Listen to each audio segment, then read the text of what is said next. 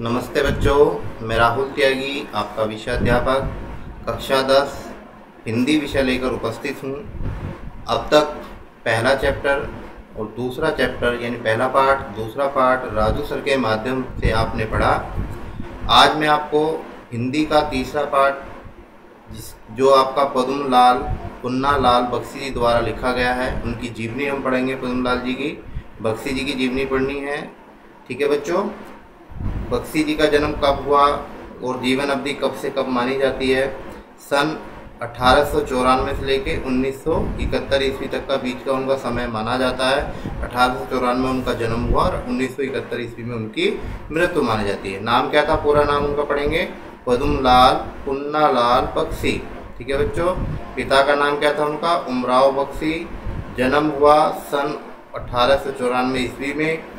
शेरागढ़ छत्तीसगढ़ में इनका जगह है, जहाँ पर इनका जन्म हुआ था उस स्थान का नाम है छत्तीसगढ़ के अंदर। और शिक्षा क्या की थी इन्होंने? कहाँ तक पढ़े थे?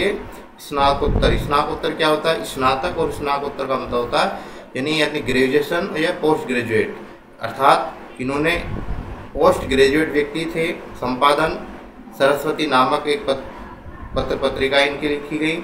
छाया भी एक पत्र इनका था, जो पत्रिका थी, दोनों पत्रिका थी। छाया और सरस्वती इनकी दोनों पत्रिका रही हैं। लेखन विधा क्या थी? निबंध भी लिखे इन्होंने, नाटक भी लिखे, कहानियाँ भी लिखी, बाल साहित्य लिखे। ठीक है, ये साहित्यकार व्यक्ति के नाम से भी जाने जाते हैं। भाषा शैली कैसी थी? आदर्श थी और भावात्मक, विचारात्मक और व्याख्यात्मक, यानी अर्थात जो भी बात अपनी रखते थे उनमें बहुत गहराइयाँ होती थी, उस बात को बहुत व्याख्या के साथ बताते थे। हर बात के अंदर, हर उनकी कृतियाँ थी उनके अंदर विचार भरे रहते थे। ठीक है बच्चों, प्रमुख जो इनकी रचनाएं हैं पंचपात, ठीक है, पदम, वन आदि। निबंध संग्रह क्या क्या हैं इनके? ये आदि क्या थे? निबंध थे। हिंदी साहित्य में विमर्श, विश्व साहित्य, ये आदि इन्होंने क्या लिखी? आलोचना आदि इन्होंने इसमें अपनी लेखन विधा लिखी है। इसके बाद निधन कब माना जाता है, मृत्यु कब मानी जाती है? 1971 ईस्वी में। फिर कहते हैं साहित्य में स्थान कैसा रहा इनका? एक गंभीर विचारक। साहित्य में स्थान कैसा था इनका? एक गंभीर विचारक के रूप में, कोई भी बात को गहराई से समझते थे, उसके बाद ही वो अपना कार्य करते थे। शिष्ट थे, बहुत शिष्टाचार का उनके अंदर व्यवहार था, हास्य था, खुश रहते थे, व्यंग्यकार थे और कुशल आलोचक के रूप में भी वो जाने जाते हैं। आइए, ये था इनका एक क्या था बच्चों, आपका एक दृष्टि में लेखक का परिचय। अब बात करते हैं बच्चों पुन्नालाल बख्शी जी का जन्म 1894 ईस्वी में छत्तीसगढ़ के अंतर्गत शेरागढ़ नामक स्थान पर हुआ था। शेरागढ़ नामक छत्तीसगढ़ के अंदर, छत्तीसगढ़ जो राज्य है उसके अंदर है, वहाँ पर इनका जन्म हुआ था। इनके पिता का नाम उमराव बख्शी, पिता में यानी दादाजी पुन्नालाल बख्शी, इसलिए इनका नाम के आगे जो पुन्नालाल पद्मलाल लिखा है ना, ये पुन्नालाल इनके दादाजी का नाम था। इसलिए बहुत सारे लोग होते हैं जो अपने दादाजी का भी नाम और अपने पिता का नाम भी अपने नाम के आगे लिखते हैं। ये विद्यार्थी जीवन से ही कविताएं रचते थे अर्थात लिखते थे। बीए को यानी ग्रेजुएशन में आकर पास करी इन्होंने। सरस्वती में अपनी रचनाएं प्रकाशित करना आरंभ किया। बाद में सरस्वती के अतिरिक्त अन्य पत्र पत्रिकाओं में भी इनकी रचनाएं प्रकाशित होने लगी। इनकी कविताएं स्वच्छंदवादी थी। स्वच्छंदवादी का मतलब होता है अपने आप में, जिन पर अंग्रेजी कवि वर्ड्सवर्थ ने का स्पष्ट प्रभाव प्रचलित होता है। कहते हैं बख्शी जी की प्रसिद्धि का मुख्य आधार आलोचना और निबंध लेखन था। जो ये सबसे ज़्यादा माने जाते हैं, इनका जो आधार माना जाता है वो निबंध में और आलोचना में भी इनका नाम माना जाता है। बख्शी जी ने 1920 ईस्वी से लेकर 1927 तक बड़ी कुशलता से सरस्वती का संपादन किया। बच्चे, आपका अति में क्वेश्चन भी है। बख्शी जी का जो समय माना जाता है, उन्होंने सरस्वती पत्रिका संपादन में जो कार्य किया, कब से कब तक किया? 1920 से लेकर 1927 में लगभग 7 साल उन्होंने वहाँ पर कार्य किया। कुछ वर्षों तक इन्होंने छाया मासिक पत्रिका में भी ये संपादन बड़ी योग्यता से किया। साहित्य का ये महान साधक सन 1971 ईस्वी में परलोकवासी हो गया। परलोकवासी का मतलब होता है बच्चों मृत्यु हो जाना, यानी इस संसार को छोड़कर चले जाना। आगे क्या कहते हैं इनके बारे में? बख्शी जी की गणना द्विवेदी युग के प्रमुख साहित्यकार में होती है। द्विवेदी भारतेंदु युग हो या द्विवेदी युग हो, दो युगों के बारे में इसमें चर्चा कर रहे हैं। और कहते हैं द्विवेदी युग में इनकी गणना की जाती है। साहित्य, हिंदी साहित्य विमर्श और विश्व साहित्य, इनकी 2 आलोचनात्मक पुस्तक थी। कहते हैं बख्शी जी विशेष रूप से अपने ललित निबंधों के लिए स्मरण किए जाते हैं, अर्थात ये एक विशेष शैलीकार के रूप में प्रसिद्ध हैं।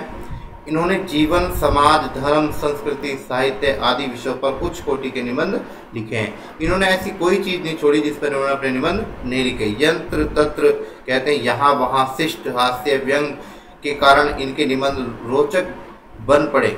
इनके निबंध संग्रह में पंचपात, पदम वन आदि विशेष रूप से उल्लेखनीय है। ये दोनों जो इनके निबंध हैं उनके बहुत विशेष रूप से माने जाते हैं। इन्होंने बाल साहित्य में संबंधित पुस्तकें लिखी। ये एक सफल अनुवादक भी थे। अंग्रेजी और बंगला के कई नाटकों एवं कहानियों का भी इन्होंने प्रभावपूर्ण अनुवाद किया। अनेक कार्य किए बच्चों इन्होंने, इसने बख्शी जी ने। कहते हैं बख्शी जी की भाषा आदर्श भाषा है जिसमें जटिलता, रूखेपन का निशान भी नहीं है। कहते हैं इनकी भाषा में यत्र तत्र, उर्दू अंग्रेजी के शब्द मिलते हैं जहाँ तहाँ, कहते हैं यहाँ वहाँ। ठीक है बच्चों, यत्र तत्र का मतलब जो होता है संस्कृत में यत्र तत्र बोलते हैं, यहाँ और वहाँ, जो भाषा की सरलता और प्रभावमयता में वृद्धि करते हैं। बख्शी जी ने भावात्मक, विचारात्मक और व्याख्यात्मक शैली में अपनी रचनाएं प्रस्तुत की हैं। अब जो इन्होंने पुस्तक में आपका जो चैप्टर दिया है उसके बारे में इन्होंने बता रहे हैं। जो आपका निबंध है इसमें जो कहते हैं क्या लिखूं निबंध है, एक ललित निबंध है जिसके विषय, प्रतिपादन, प्रस्तुतिकरण एवं भाषा शैली में बख्शी जी की सभी विशेषताएं सन्निविष्ट हैं। इस निबंध में उत्कृष्टता के दर्शन उस समन्वित रचनाएं कौशल में होते हैं।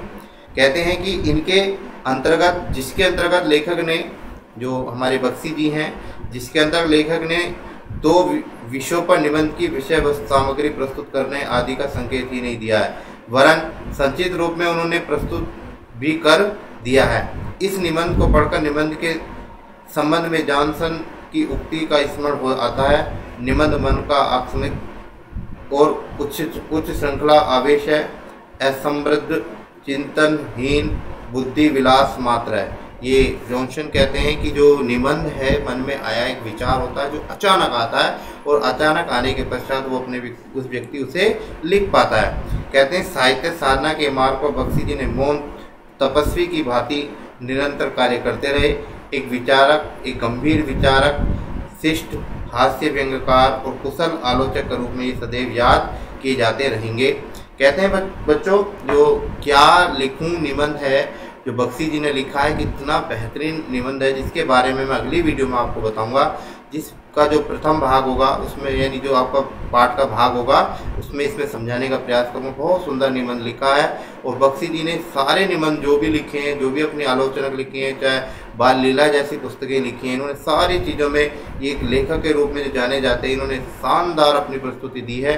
हिंदी साहित्य में इनका स्थान साधना आदि के मार्ग पर चलकर उन्होंने अपना कार्य किया है, एक तपस्वी के रूप में कार्य किया है। ऐसे महान लेखक को हम आज याद करते रहते हैं, सदैव उनको याद किया जाता रहेगा। ऐसे व्यक्ति द्वारा लिखे गए निबंधों को हमें पढ़ते रहना चाहिए। धन्यवाद।